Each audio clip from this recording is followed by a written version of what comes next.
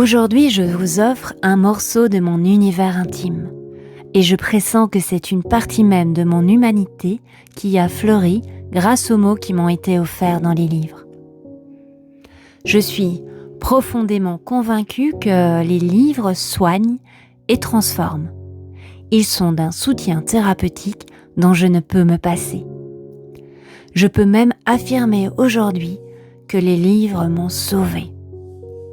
J'ai besoin des mots pour m'emmitoufler, pour prendre soin de moi, pour me permettre d'être au monde et dans le monde. Ils sont mon rempart à la réalité brute, avec comme entre deux un imaginaire emprunté, bricolé et néanmoins solide. Parmi les mots qui m'ont indéniablement transcendé, il y a les livres Médicaments, livres Caman, de Mathias Malzieu, ce grand artiste métaphorien prodigieux. Je suis incapable de lire un de ses romans sans finir par pleurer. Je deviens une version différente de moi à chaque ouvrage. Il m'affecte d'une façon indicible. Par exemple, si vous avez perdu une personne proche, je vous conseille le livre « Maintenant qu'il fait tout ennui sur toi ».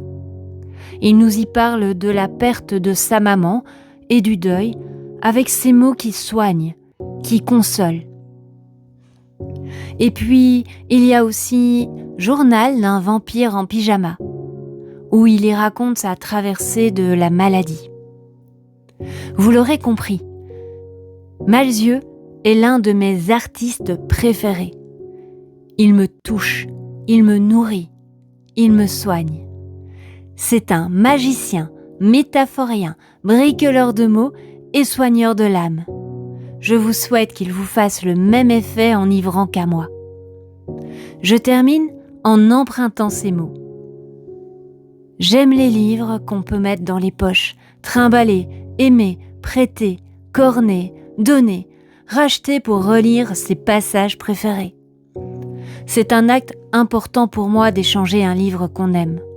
C'est comme prêter ses chaussures.